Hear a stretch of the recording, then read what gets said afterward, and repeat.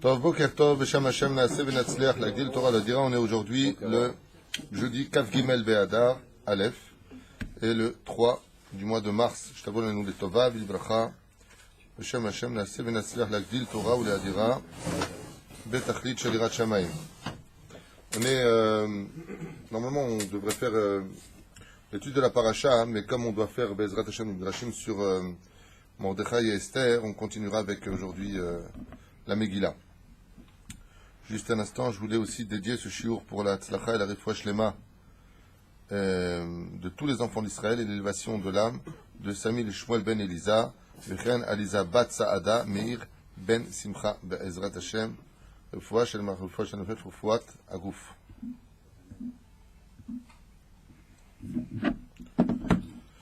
Top, après, là on est arrivé chez Nitlou Biktan Vateresh, les deux hommes qui complotèrent contre Achashverosh pour le tuer. En fin de compte, ont regretté leur acte et l'ange Gabriel qui a insisté pour remettre le poison dans leur verre.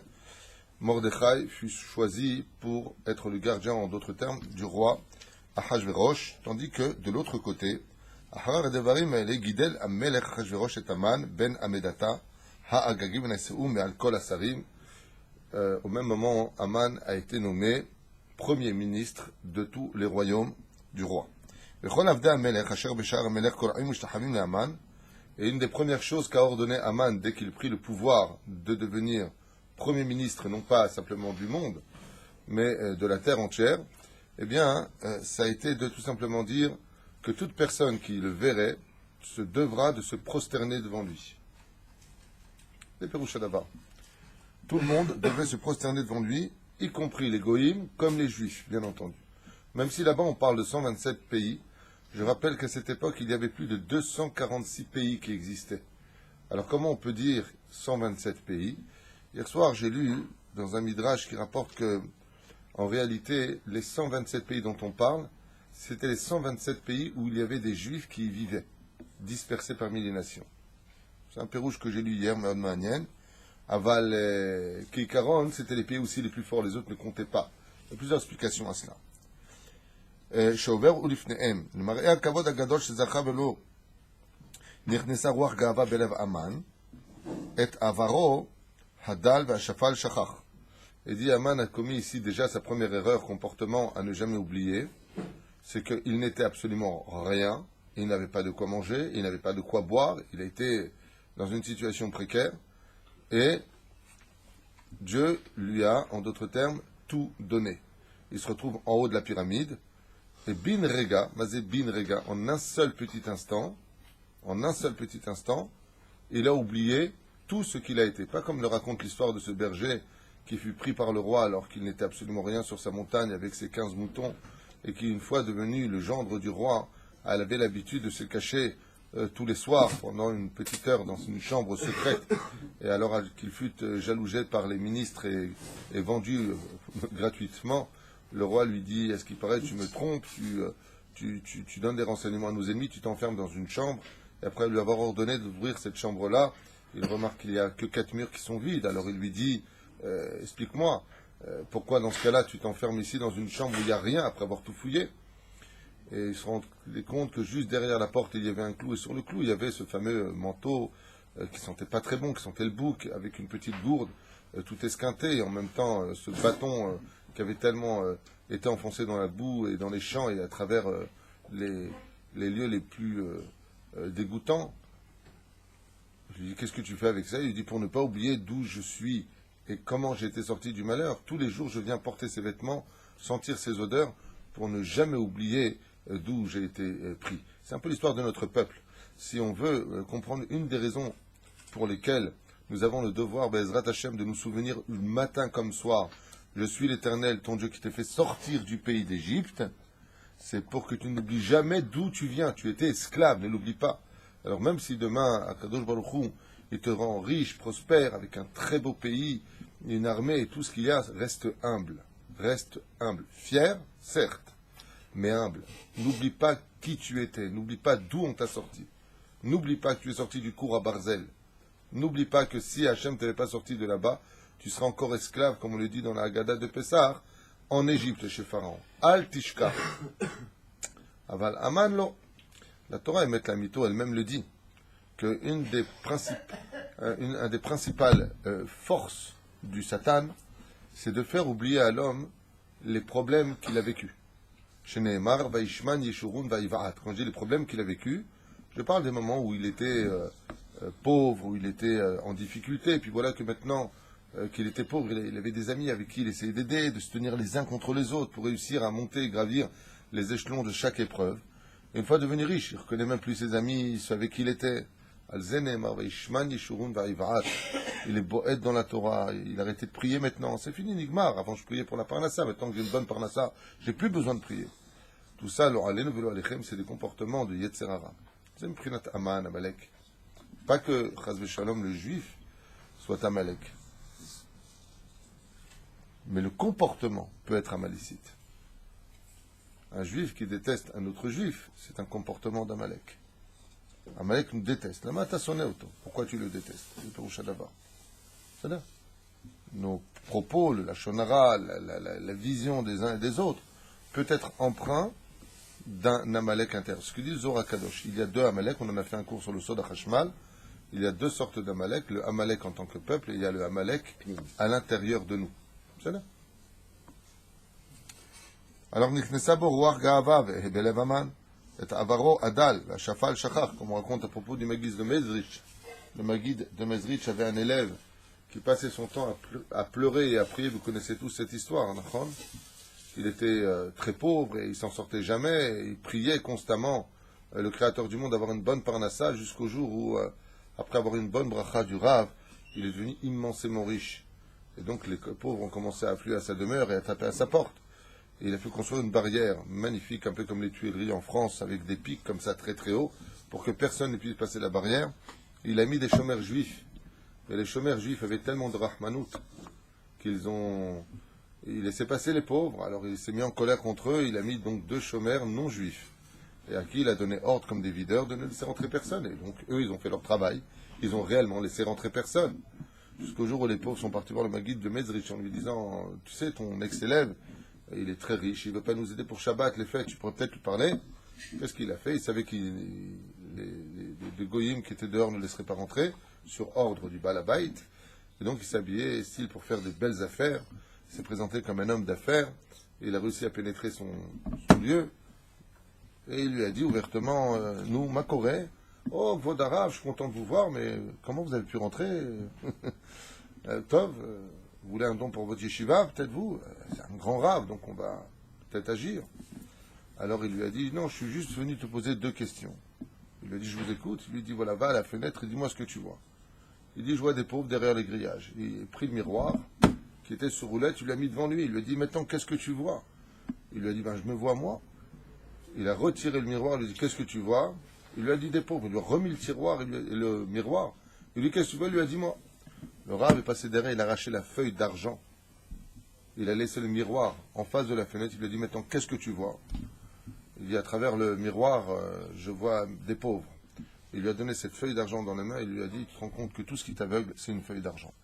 Pour lui faire comprendre, le ramener un petit peu à la raison, que n'oublie pas qu'en fin de compte, l'écran qui aujourd'hui t'empêche de voir ceux que tu as aimés, ceux que tu as fréquentés, ceux avec qui tu as partagé tes souffrances, eh bien, ce n'était qu'une feuille d'argent. De la même façon, Aman, dans le cas échéant, il a oublié qu'il était clochard, qu'il s'est vendu en tant qu'esclave à Mordechai. Dès qu'il est devenu Premier ministre, Bin Rega, Mazé Bin Rega, en un instant, Keilou, il a toujours été riche, Keilou, il a toujours été ceci et cela, il a commencé à faire du mal à ses propres personnes qui l'entouraient à l'époque. Comment tu oses me parler? Je t'ordonne de te prosterner devant moi. Aïe, aïe, aïe, va voir, Dal va Shafal Shachach. Gam et Yehoudi Shitzilo Mimavel Bamidbar, et la première personne qu'il a oublié, c'est qui? Aman. C'est Mordechai et Yehoudi. Ce fameux juif qui lui avait sauvé la vie, c'est la première personne qu'il a oublié. Et on a une chose qui est très connue à propos des forces du mal. Très très connue. On en a souvent parlé. Le summum des forces du mal, c'est la mauvaise foi. Il n'y a pas pire au monde que la mauvaise foi. Parce que la mauvaise foi, c'est d'admettre qu'on sait que c'est le émet, que c'est la vérité, et on la réfute. Alors on ne peut rien à faire. Manitou Alav Shalom disait toujours, il n'y a aucune discussion à mener avec des gens de mauvaise foi. Aucune. Parce que ça ne sert à rien. Tu vas droit dans un mur. Il sait que tu as raison, lui va le réfuter, donc il n'y a plus de discussion. Tu ne peux pas le mener à bien. Et lui, qu'est-ce qu'il fait? Aman, ayant la vie sauvée par Mordechai dans le désert, il réfute ce qu'il a lui-même signé de son sang. Shachar velo tzono haya liyot chashuv, donc dans le cas échéant, il oublie. ישיר ונכבד מכולם, את דמות האליל שלא ציווה המן לקדום בבגדו. לא עלינו ולא עליכם, regardez ce qu'il dit ici, בכל רצונו היה להיות חשוב.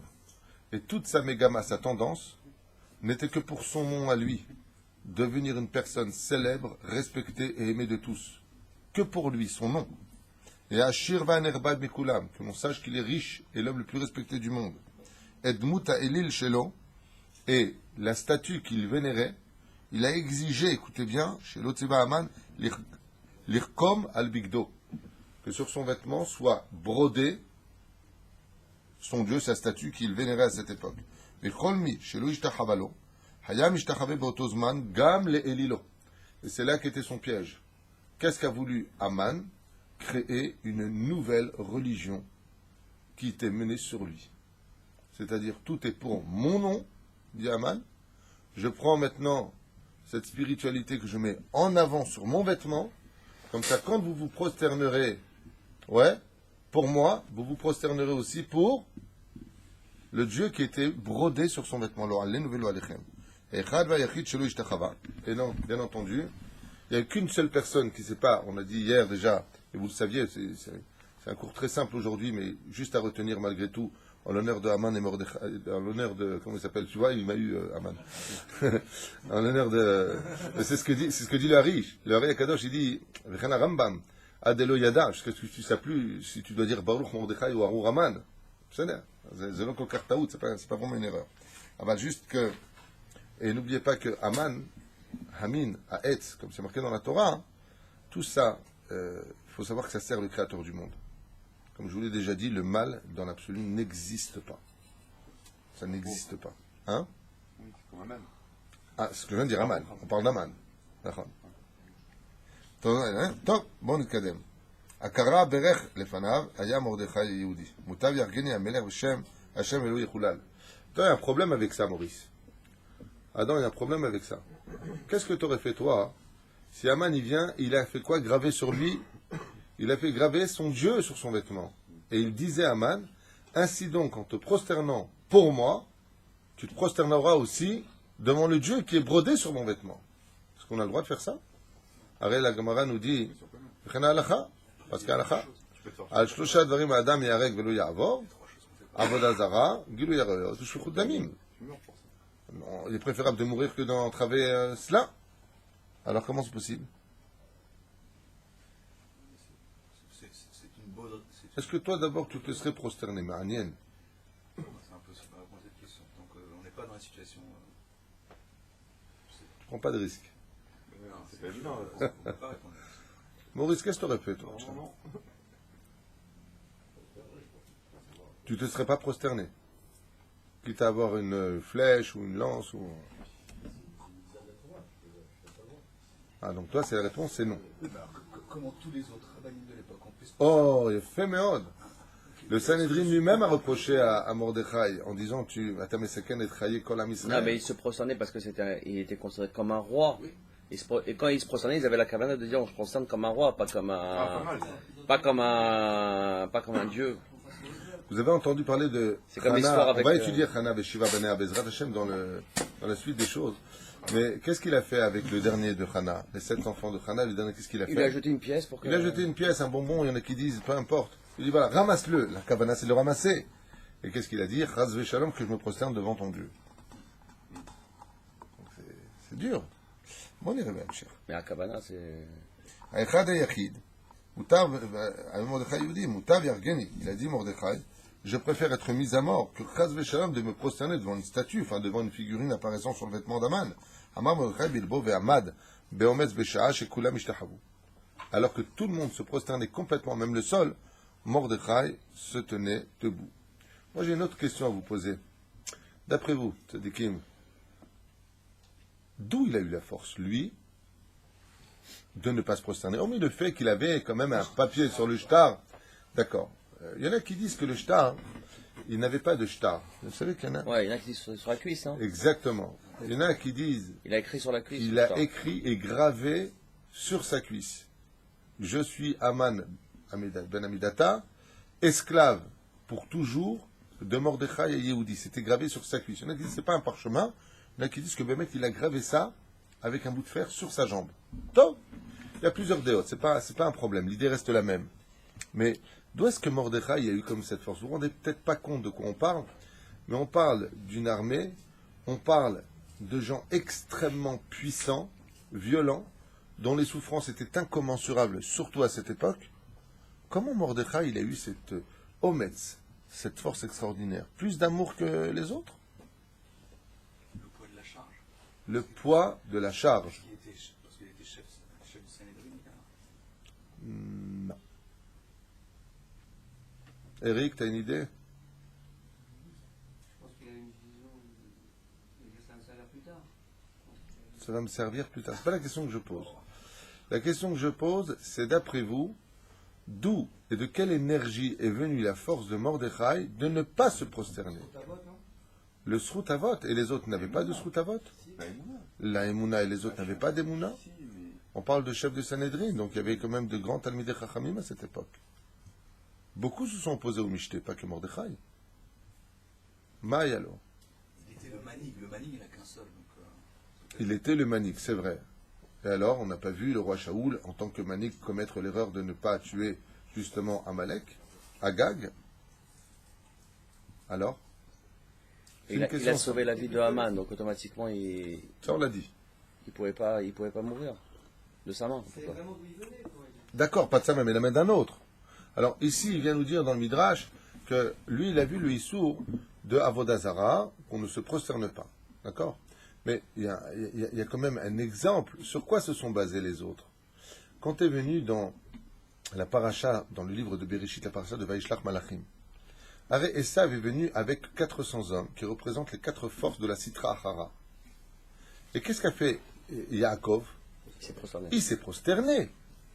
Donc les autres juifs, eux, ouais, ils avaient sur qui se baser en disant c'est Avot Siman Abanim.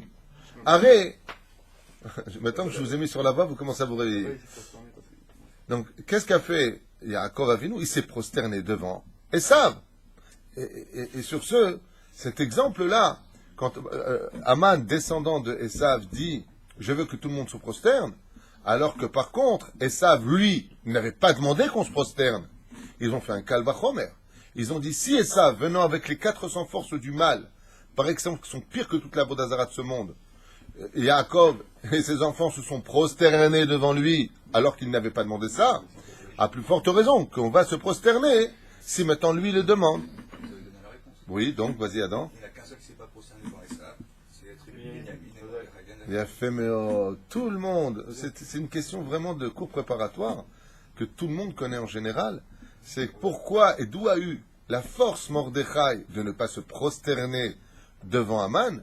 Tout simplement parce que Rachel était enceinte de Binyamin et que tous les frères se sont prosternés suivant l'exemple de leur père Yaakov Avinu, sauf Binyamin. Et c'est d'ailleurs une des raisons pour laquelle, le Beth Amikdash a été construit sur le territoire de Binyamin.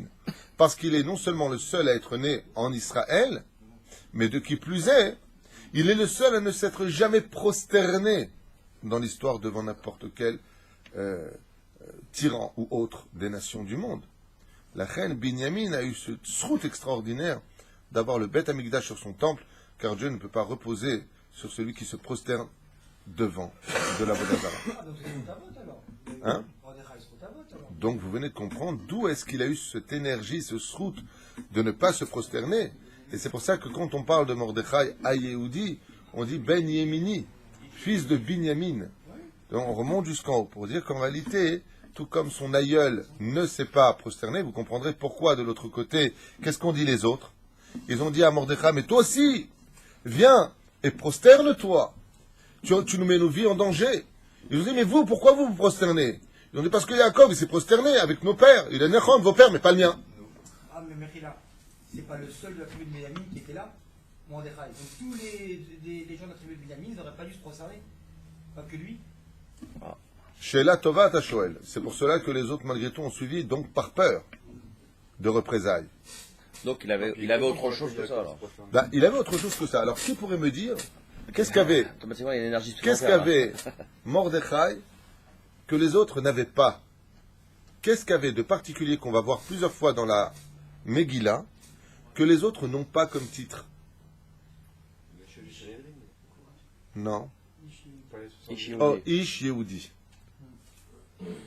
Mordechai, il a un surnom, il s'appelle le Juif. Mordechai, le Juif. Mamash Mahod Ma'anien. On découvrira, j'ai déjà fait un cours l'an dernier ou l'an d'avant, je ne me rappelle plus, sur pourquoi on l'appelle Mordechai le Juif. À voir et à revoir, Mahod Ma'anien, de voir que Dafka, le créateur du monde, lui donne un titre à lui. Et une des explications, je veux quand même vous en donner une pour l'instant maintenant, c'est qu'une des explications qui est donnée sur pourquoi on l'appelle Mordechai Yehudi, ça me rappelle aussi un petit peu le chant de Rabbi Nachman, Im Yehudi, Aya Yoda, Mazeliot Yehudi, Aya Samer Veroked. Si un juif était conscient de la force extraordinaire et de la chance d'être juif, il passerait son temps à chanter et à danser. Nachon? Mordechai Yehudi était conscient de la valeur d'être juif. Nous, malheureusement, et c'est compréhensible à l'échelle humaine, quand on a des problèmes d'ordre divers, que ce soit le Shlom Bayit ou l'éducation, ou problèmes financiers ou maladies, lo alenu velo alechem, ou de sécurité ou autre, peu importe, eh bien, on oublie tout de suite que... Attends, Yehudi. Mordechai et Yehudi avaient une particularité, c'est qu'il n'avait jamais de tristesse en lui parce qu'il était Yehudi. Aya Zocher Shu Yehudi Kol Yom. Tous les jours se rappelait qu'il était juif. Et donc pour lui, la faiblesse et la tristesse que voulait imposer Aman dans les peuples ne le pénétrait pas. Pourquoi? Parce qu'il était déjà heureux, même en restant debout. Même quitte à donner sa vie pour Hachem. Aya Tamid sa mère. Sauf dans les moments perdus, ou malheureusement, de l'histoire où il portera à Sha'ar Chatzer, il portera le sac. Mais même le sac, ça demande beaucoup d'explications. C'était pour l'Achniat à Klipot. C'était pour renverser les forces du mal. D'où le sac qu'il met sur sa tête. Comment on dit en hébreu sac? Sac. D'accord? Comment ça s'écrit? Sa mère. Sa mère Kouf. Sa mère Kouf. Alors c'est comment le nom qui est marqué là-bas? Non, pas Sakit.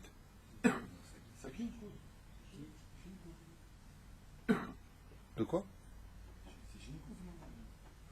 Il y a Femeod. D'abord, c'est pas Samer Kouf, c'est Shin Kouf. Femeod. Ah, ça fait 400.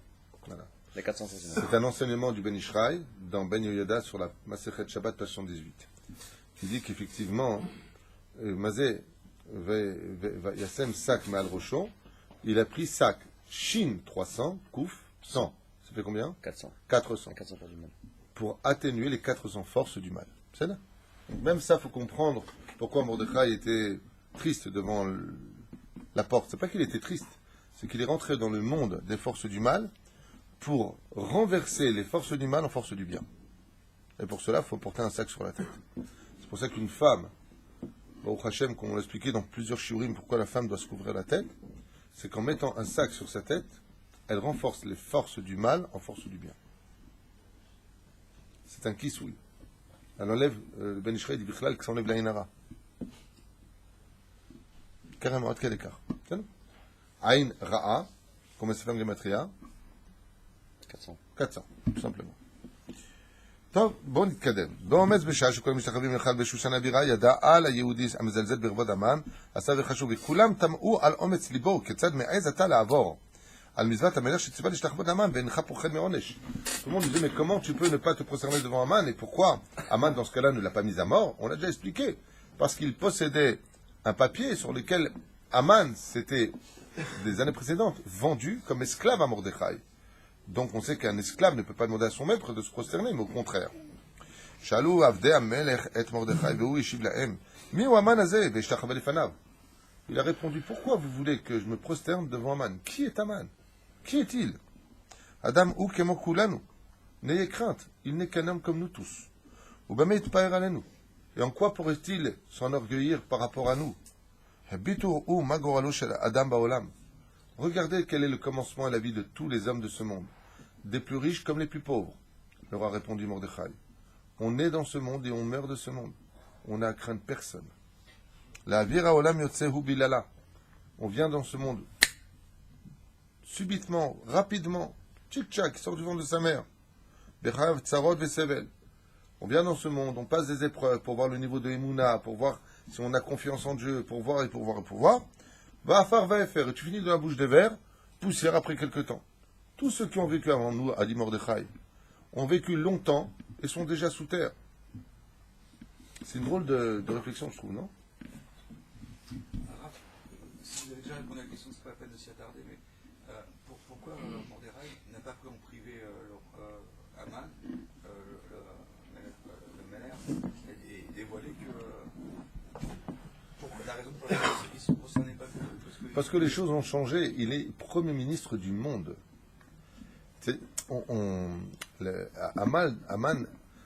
Mordechai, l'élève Avdalim, il doit, les navettes, on dit en hébreu, c'est-à-dire il doit mener à bien maintenant les choses pour ne pas mettre la vie de ses frères en danger par rapport à ce que lui, il pense. Tu comprends? Parce qu'il y a une chose que, dans ta question qui est pertinente. qui saurait discréditer la vie Oui. d'Aman vis-à-vis du peuple. Certes, mais de l'autre côté, les représailles auraient été graves. C'est pour ça qu'on se doit toujours, Bezrat Hashem, de sonner la sonnette d'alarme quand il y a un danger qui touche nos frères. Que ce soit par le physique, que ce soit par le moral, ou que ce soit même par l'enseignement de Torah. Il faut faire attention à cela. C'est là. Dès que ça touche l'ensemble du peuple juif, il faut sonner la sonnette d'alarme. Et Mordechai ici ne veut être que celui qui assumera sa vision des choses. Il veut l'assumer lui, il ne veut pas le faire payer aux autres.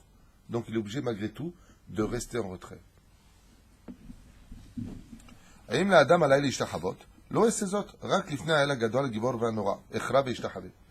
qu'est-ce qu'a répondu à ce moment-là Mordechai? Et je suis désolé, moi je me prosterne 12 fois par jour. Quand est-ce qu'il se prosterne 12 fois par jour Dans l'Amida, combien d'Amida? 4 fois. Il y a 3 Amidot. 4 fois, on se pose. Par Amida, combien de fois on se prosterne? 4 fois. D'accord?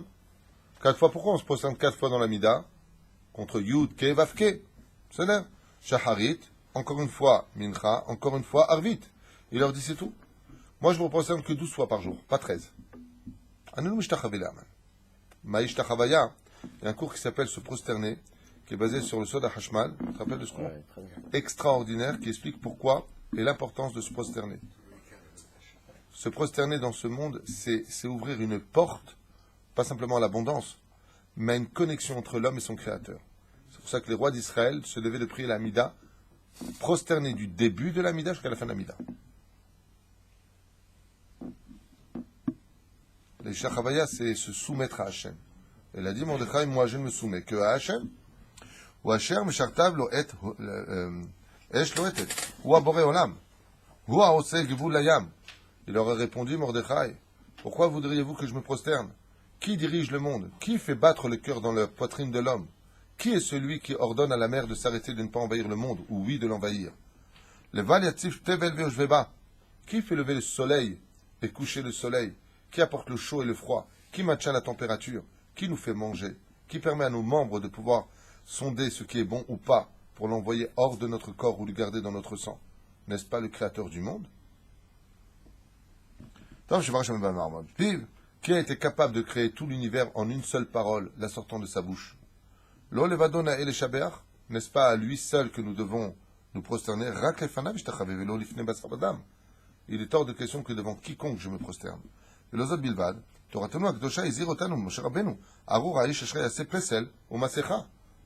Alors il dit, je préfère mourir que d'être un homme maudit par la Torah. Car tout celui qui se prosterne devant un Pessel, devant une statue, est maudit. Et comment pourrais-je faire de moi un homme qui se prosterne devant un homme qui se prend pour Dieu? À plus forte raison que c'est un rachat, un homme immoral, ingrat, comme Aman. Donc il est évident que la Gdusha de mes genoux ne se prosternera pas devant un homme pareil. Shemoud Avdei Amelech et Divrei Mordechai ve'osifu lish'ol oto. Les serviteurs du roi ont entendu Mordechai, ils lui ont dit Bechol zot lama ata mitakesh ve'incha mishtachave le'Aman.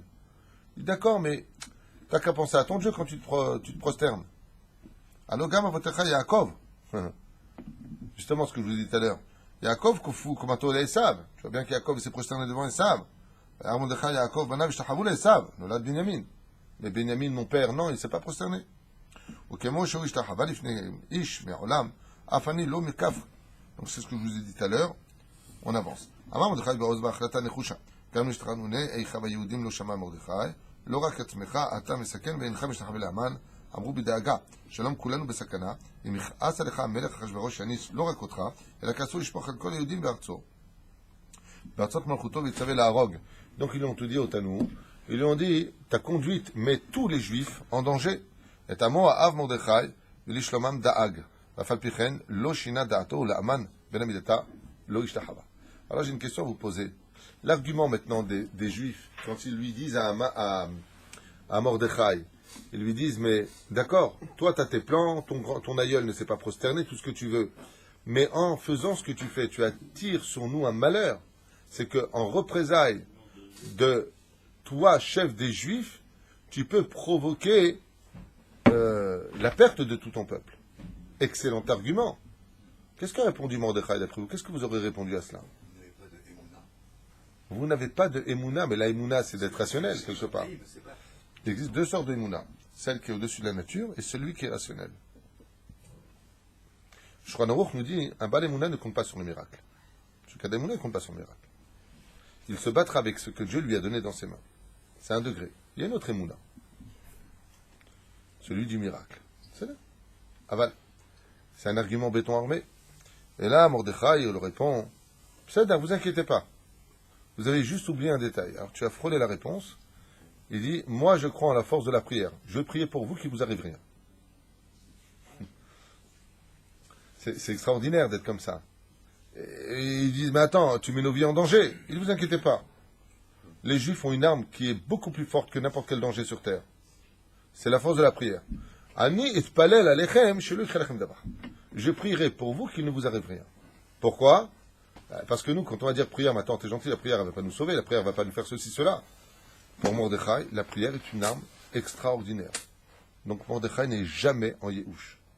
Il connaît la force de la prière et il sait comment on prie. Et comment on prie? Comme un fils qui parle avec son père. Ne vous inquiétez pas, vous croyez que vos vies sont en danger, je prierai pour vous pour que s'il arrive quoi que ce soit, ça vienne sur moi et pas sur vous. Je demande à Dieu, c'est lui qui dirige tout. Donc, pourquoi on l'appelle Mordechai et Yehudi? Sur lui repose le Yud Kevavke. Yeshlo Emuna Amitit Bakol Mikol Kol. Il n'a pas de doute. Tu as raison, c'est vrai qu'il a la Emuna. La réponse qu'il donne, c'est la prière. Mordechai et Yehudi, Shilzil et Taman Mimavet, Aman Yadazot, Ulam Asa Atzmo, Kimi Sheno Mekiro. Et ça, une fois de plus, on l'a vu avec Pharaon qui n'a pas reconnu Yosef, de par lequel toute l'Égypte et le monde entier a été sauvé grâce à Yosef Tzadik. Vayakom Melech Chadash Asher Lo Ikiret Yosef. On a le même dessin qui se repose ici, d'accord, qui réapparaît dans l'histoire, où Aman reconnaît Mordechai et il fait semblant de ne jamais l'avoir vu. Tagid lo Toda, Atapo, pas comme Baba Saleh Alava Shalom, qui une fois il a eu une tova qui lui a été faite par un juif en Angleterre, et pendant 20 ans, Baba Saleh a prié pour que ce juif vienne le voir en Israël, pour lui resservir le thé, le café, comme lui l'avait fait. Pour avoir un karatatov, tout comme tu m'as accueilli chez toi un Shabbat, viens chez moi. Jusqu'au jour où ce juif il a tapé, le Rav Elio El-Fassi est parti dire Baba Saleh, il y a un homme d'Angleterre qui s'appelle un tel qui veut vous voir. Ah, il a arrêté l'étude, il a couru vers lui. Depuis toutes ces années, je vous attends Baruch Haba. Et au lieu de demander au serviteur de faire le thé, on a un au Shiba, je ne sais pas ce qu'il a préparé, ouais, c'est Baba Saleh lui-même qui a couru le faire. Il lui dit, mais non, pas vous, Kvod Arav. Il lui a dit, quand je suis venu chez toi, c'est toi qui as couru pour moi. Je vais avoir le mérite de courir pour toi. Ça, c'est Atram Israël. Ça, c'est un karatatov. Les Aman, c'est exactement le contraire. Personne ne te sauve la vie, tu ne regardes même pas, tu ne dis pas Toda, vous êtes là, mon maître. Shum Davar. וכשרק מרדכי לא השתחווה לפניו, גדל כעסו עד מאוד ויחשוב כל הימים איך לשבור את עקשנותו. À part cela, il y a eu autre chose qui a pénétré l'esprit de Haman, c'est le bras de fer avec Mordechai. C'est-à-dire que S'il avait tué, il dit ici le Midrash, que si Aman avait tué Mordechai, Mordechai l'aurait emporté. Donc qu'est-ce qu'a décidé Aman? De durcir, de pourrir la vie des Juifs pour gagner le combat en disant non, non, non, non, non, tu ne mourras pas toi. Non, pas du tout. Tu ne mourras pas jusqu'à ce que tu te prosternes. J'aurai le dernier mot. Donc c'est encore une des raisons pour lesquelles Aman n'a pas tué Mordechai. N'a pas fait tuer en tout cas Mordechai. Il a dit, mais putain, c'est trop facile, tu vas mourir en héros. Tu t'es pas prosterné, le martyr est mort. Non, non, il n'y aura pas de martyr. Tu te prosterneras. Je lâcherai pas le morceau. On va les fanav patach Aman b'sha'al shlomo shel Mordechai. Vayan lo Mordechai. Ech shalom la resha. Alors qu'est-ce qu'il a fait? Il a fait, regardez bien comme c'est fort. Regardez bien ce que nous dit le Midrash, c'est extraordinaire. Aman, quand il a vu qu'avec la manière forte ça ne marchait pas, il a essayé de se faire passer. Ça va? C'est l'âge ou quoi? Aman, quand il a vu que ça ne marchait pas avec les points sur les i, il est passé de l'autre côté. Et qu'est-ce qu'a essayé de faire Aman? Il a essayé d'amadouer par l'amitié Mordechai. Il a dit, top, je vois qu'avec la force ça marche pas. Il est parti le voir, il dit, écoute, toi tu es ministre de la sécurité du roi, moi je suis le premier ministre, après tout on est à la même table, et on fait copain-copain, et le matin est venu, qu'est-ce qu'a fait Aman? Il a dit, écoutez bien, c'est incroyable, je vous le lis pour... Patach Aman, Veshal, Lishlomo Shel Mordechai. C'est le premier qui a ouvert la bouche à Aman, il lui dit, Shalom Mordechai, ça va? Il lui a répondu, Mordechai, il dit, qu'est-ce qu'il répond à Aman? En Shalom la Reshanim, Amar Hashem. Il a essayé de l'amadouer, mais il est chacham Mordechai. Mordechai, il sait très bien. Il lui a répondu non. En shalom la reshaim amar Elokai. Il n'y a pas de shalom pour toi. Il n'y a pas de paix avec toi. C'est Dieu qui l'a dit. Comme on le fait dans la Mida, des fois, pour avoir le shalom, on fait 3 pas en arrière, pas en avant. Il y a des gens de qui, pour le shalom, bien entendu, ce que j'ai dit, ne faites pas jugement vous-même chez vous en disant, alors pour toi, je vais m'éloigner. Il faut poser la question à un homme de Torah, comme Mordechai, comme Rabbanim, chacun va voir son rave, pose la question. Il y a des gens de qui, comme les conflits, des fois il y a des conflits avec les parents, qui sont très graves. De ce genre de conflit, il faut faire 3 pas en arrière. Pourquoi? Respect des parents oblige, tu vas manquer de respect, tu vas... Azov, que j'ai écrit hier à quelqu'un. Éloignez-vous des conflits à la base, mais surtout quand il s'agit des parents. Parce que malheureusement, je dis bien malheureusement pour nous enfants, de se battre contre ses parents pour X sujet, les parents en général, sauf pour l'étude de la Torah, sauf pour les mitzvot de la Torah, je parle uniquement, qu'ils aient tort ou qu'ils aient raison, leur veto du respect des parents leur donne raison. Si ton père ne répond pas, mais t'as vu comment il me parle? Tais-toi, c'est ton père. Comme a dit Rabbi Eliezer, comme il rapporte la Gemara aussi. Même si ton père il te crache au visage, qu'il te prend ton porte-monnaie, il te le jette au-dessus de la mer, verroulé. La Gemara, la Chara rapporte cet exemple. Ouais. Chabed et avicha ve'et emecha. Honore ton père et ta mère. Combien c'est dur de respecter ses parents, de ne pas leur répondre. Va me chercher, apporte-moi, de toute façon, je comprends rien, maman, il n'a rien compris. Papa va dormir, c'est mais pour toi, tu dis des bêtises. Comment tu peux dire des mots pareils? Je parle à ton père et ta mère. Kama kashan isayonazé. Alors, quand il y a des conflits avec les parents, qu'est-ce qu'on fait? On fait comme Rav Yosef. On prend ses affaires, on change de pays. C'est pas une blague. On a raconté cette histoire plusieurs fois, non? C'est là où ça m'est revenu. Ouais, Juanita lui a fait. Il s'est marié avec sa femme. Et sa mère, elle était très jalouse. Elle lui a dit, dis-moi, j'ai vu ta femme, elle a un très très beau collier comme ça, avec un beau diamant que tu lui as acheté pour les fêtes. Il lui dit, Baruch Hashem, c'est une misbah de gâter sa femme, j'ai une femme superbe grâce à Dieu. Elle lui dit, pourquoi et ta mère, elles sont mauvais? Il lui dit, mais Hilaïma, tzodek, elle lui dit, je veux le même. Je veux exactement le même. Qu'est-ce qu'il a fait lui? Il est parti acheter exactement le même bijou. Maintenant, vous savez que les belles filles, elles n'aiment pas que la belle-mère, elle a la même chose. Elle n'aime pas les compétitions. Il est parti acheter le même. Respect des parents. Elle a dit, je veux le même. Le même. Après, elle fera à la banque, ce qu'il veut faire. Ouais. Un jour, elle est rentrée comme ça chez eux. Elle les a vus complices entre eux. Alors Yosef avec sa femme étaient complices. Et ils ont rigolé un petit peu ensemble. Elle a vu une histoire famille juive, avec une bonne ambiance, une belle lumière à la maison, serein, pas de cris, pas d'insultes. Elle a dit à son fils, dis-moi, toi ça va avec ta femme, tu kiffes? Alors il lui a dit, quelle maman, Baruch Hashem, tout va bien. Et moi, je suis seul, je suis veuve, ça te dérange pas? Il lui dit, maman, trop de ça, je veux un chidour. Tu veux un chidour? Top. Demain, Bezrat Hashem, je verrai à la yeshiva, je t'enverrai un chidour. Et voilà que le chidour a lieu vers les 15h, 16h, on a fait la boucle quand ça s'est passé. Et elle vient en colère devant son fils et lui dit, dis-moi, tu m'as pris pour qui? Tu m'envoies un mec de 70 ans, 75 ans. Elle va dire, Ima, c'est ton âge, tu as 75 ans, qu'est-ce que je t'envoie? Elle lui a dit, pas du tout, je veux un jeune. Qu'est-ce qu'il a fait, Miskin? Quand il a vu ça, il a vu qu'il ne tiendrait pas avec le Shlombaït. Pas avec le Shlombaït. Il ne tiendrait pas avec le respect de sa mère. Sa mère, elle lui a dit, je veux que tu m'amènes un jeune de 20 ans. Parce qu'il se dit, on va amener un de 20 ans pour se marier. Qu'est-ce qu'il a fait pendant la nuit? Il a ramassé toutes ses affaires. Il a pris sa femme, il a pris ses enfants. Il a pris le premier bateau qui partait de Babylonie pour rejoindre par la mer de l'autre côté, arriver sur le port de Haïfa. Il est arrivé à Haïfa. Il est monté à Yerushalayim chez Rabbi Yochanan. Au moment où lui, il arrive enfin chez Rabbi Yochanan, on lui dit, au fait, j'ai oublié de te dire, ta mère, elle s'est renseignée, elle sait qu'elle a pris le bateau pour venir. Elle arrive. Et là, il a dit à Rabbi Yochanan, il rapporte le Midrash, il dit, mais qu'est-ce que je fais maintenant, moi? Elle vient, Juanita, elle se ramène. Youhou! Ouais. Rabbi Yochanan, il a fait un geste de sa main. Et il lui a dit, l'Otagir. Elle est morte sur la route. Dure histoire. Très dur le respect des parents. C'est pour ça que les parents, Bezrat Hashem, ils doivent tout faire pour ne jamais mettre leurs enfants en porte-à-faux. Des fois, ça ne va pas avec les enfants ou quoi que ce soit, les belles filles ou quoi que ce soit. Mon fils, t'es heureux avec elle, c'est ce qui compte. Moi, je me mets de côté.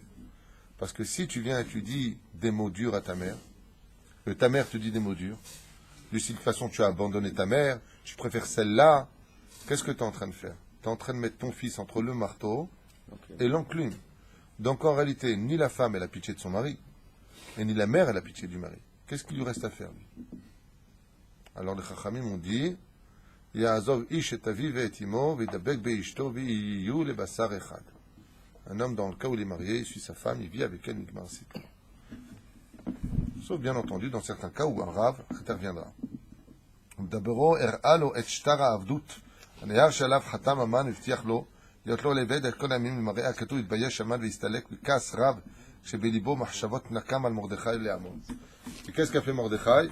Quand il lui a dit style bonjour Aman, il lui a sorti le shtar et il lui a montré qu'en réalité Aman, il lui a rappelé à Aman quelque chose de terrible, comme je vous l'ai dit. Le plus grand Yetzera, c'est la mauvaise foi, et il lui a montré le shtar sur lequel Aman avait signé de sa main. Je suis l'esclave pour l'éternité de Mordechai. Et là, il est rentré dans une colère noire, noire, noire. Pourquoi? Pourquoi d'après-vous? Parce qu'il a remis face à la réalité. C'est un peu ce qu'on vit avec les médias, les tsareno arabes. C'est un peu ce qu'on vit avec les médias. Ils veulent prendre, comment dire, falsifier l'information, et quand on leur montre l'information, ça les met en colère. C'est-à-dire, quand Israël essaie de prouver que les images sont fausses, que ce sont des mises en scène, que ça date des trucs, des massacres qui ont lieu en Syrie, même pas chez nous, comme ça s'est passé plusieurs fois, ça les met en colère. Exactement comme Aman. D'accord.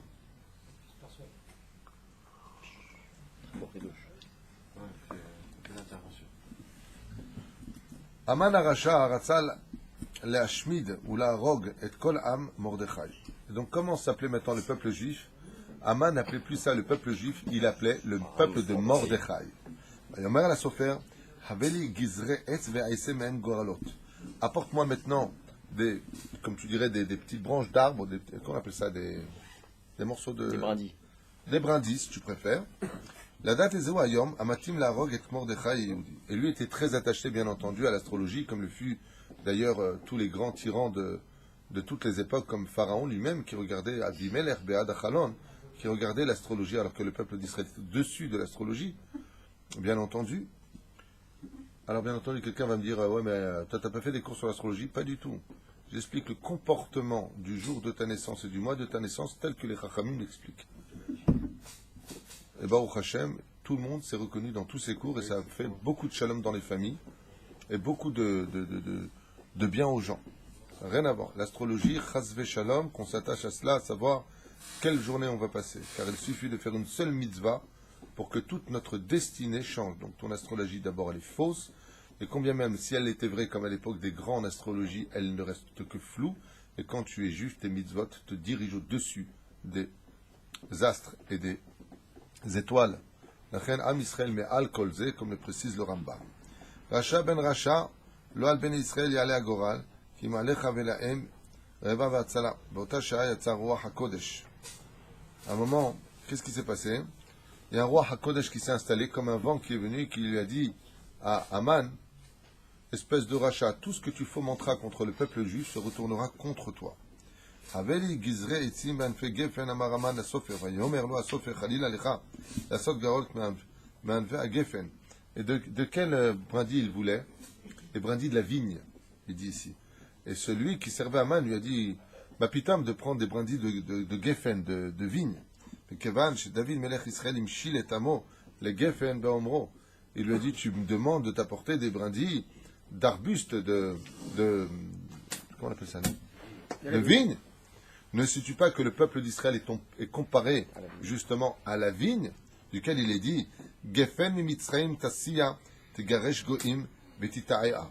Comme il le rapporte là-bas, Gefen mimitzraim tasiya, donc en d'autres termes, il nous a fait sortir depuis l'Égypte comme une vigne qui sortait, tegaresh goim, tu as éloigné les goim, betita'ea, et tu les as plantés, en d'autres termes. Imken l'erva aveli gizre etz me'azait. Il lui a dit, ok, laisse tomber ça, apporte-moi des brindilles d'olivier. Amar Aman, va yomer à Sofer, il lui a dit, le Sofer, celui qui servait à Aman, et il lui a dit, chas v'shalom, tu veux que je t'apporte des brindilles d'olivier? Ne sais-tu pas que les Juifs sont comme etz azait, lo tatzliach lapil goralot alehem. Ki imshil otam Yirmiyahu anavi les zaïd, v'amou zaïd ra'anan yafé peri toar. Car le prophète d'Israël a comparé le peuple juif à un olivier, en disant d'eux qu'ils étaient beaux comme l'olivier. Ra'anan yafé peri toar. Gam etz tapuach. Alors il dit, bon, alors apporte-moi un pommier, tu m'as tué. Shoto etz aman nakach, lo ratza sofer, la vie anafim. Lo he Israël imshil etamo la tapuach. Il a dit, le créateur des Juifs a comparé le peuple juif à la pomme. Amar la aman, gam etz arimon, alors apporte-moi un rimon. Lo hevi lo anafim. Il a dit, non, je peux pas. Pourquoi? Il lui dit ça. Le sofer était très fort en sorcellerie. Et il lui disait, non, ce que tu me demandes, c'est pas bon, c'est pas bon, c'est pas bon. Le peuple d'Israël est comparé aussi à la grenade, car leurs mitzvot sont aussi nombreuses que les grains dans une grenade, le fruit. Bon, donne-moi le dattier. Il dit, tu vas, pourquoi? Ça dit Katamar Ifrach, Tamar, Amar, le Israël. Quand Mater Katamar, quand Mater Damtal et Tamar, il est comparé, il levait le peuple juif, il dit Egoz. Egoz, c'est les noix. L'oratza Leavi, il lui a dit pareil. Pourquoi? El Ginat Egoz Yaradeti. Je suis descendu dans mon jardin. Le peuple juif est comparé aussi au Egoz. Vous savez pourquoi? Parce que l'Egoz est rempli de plusieurs clipotes, d'une qui est très très dure. Mais son fruit à l'intérieur est très bon. Et il nourrit très bien. Et dit de la même façon, quand tu vois des juifs qui paraissent durs, il suffit de savoir casser exactement là où il faut presser pour pouvoir ressortir un fruit délicieux à l'intérieur, qu'on appelle la noix. Amar Sofer Gaman a fait etrog. Bon, apporte-moi du etrog. Apporte-moi du hadas. Apporte-moi de l'arava. Apporte-moi. Il lui dit Efchar. Les Juifs utilisent cela comme étant le sceptre du roi des rois, de leur Dieu. Alors il lui a dit la kach mekevan shachri shiloni, Navi Israël berach. Bon, il continue avec tous les arbres. Amaim enam shotfim. Imkan alaytim ailulu kedaili la asot goralot. Etz ledatecha alay la kachat. Il lui a dit écoute, comme tu connais toute l'histoire des Juifs, toi, il a dit à son Sofer, de quel arbre je peux me servir pour sortir le goral, c'est-à-dire voir l'astrologie, jeter les bois et voir quel est le meilleur jour pour l'occident. Shalaman a sofer veshivlo, non notar lecha ela la kachat, gizre etzim etz ha'erez. C'est le cèdre. C'est le cèdre du Liban. Et pourtant, c'est avec ça qu'on a fait le Mishkan. Anavi Yecheskel imshil et umot haolam le erez, parce que le prophète Yecheskel des Juifs a comparé les nations du monde au cèdre du Liban. Hine Ashur Erez Balevanon, comme c'est marqué à propos du roi Ashur. Voici qu'il vient, comme quoi? Comme Erez à Lebanon. Kach mimenu va'aseh goralot. Kakach Haman anaf me'et ha'erez. עשה ממנו גזרי עצים קטנים, כדי לדעת באיזה יום ממות השבוע כדאי להרוג את בני ישראל. On s'arrêtera là pour aujourd'hui. Et c'est avec ce genre de bois-là, du cèdre du Liban, que Haman a décidé de sortir par le biais, entre guillemets, de l'astrologie, quel serait le jour fatal où les Juifs seraient plus faibles que les autres, en se servant, bien entendu, d'une situation qui est celle de la naissance de Moshe, et la mort de Moshe, mais la résurrection de Moshe. Et comme on l'avait expliqué dans le bus en allant à Ouman, c'est que le désespoir n'existe pas, parce que même quand la mort s'installe, il y a la résurrection. Donc même le mois de Hadar, où c'était le jour, le mois de la mort de Moshe Rabbeinu, Akadosh Baruch Hu Ichya et Moshe Rabbeinu, a redonné la vie à Moshe Rabbeinu d'Afka, le 7 du mois de Hadar. C'est pour ça que la Gemara dans Migla nous dit, Moshe est mort au mois de Hadar et il est né au mois de Hadar. Normalement, on aurait dû dire Moshe est né au mois de Hadar, il est mort au mois de Hadar, de cet Hadar. Ouais. Pourquoi tu me dis d'abord il est mort, après tu me dis après il est né? Parce qu'en réalité, la Gemara fait allusion au fait qu'il soit mort et que Dieu l'ait ramené à la vie. Il est rené du jour même de sa propre mort. Chez En Yehush Klal, les Israël.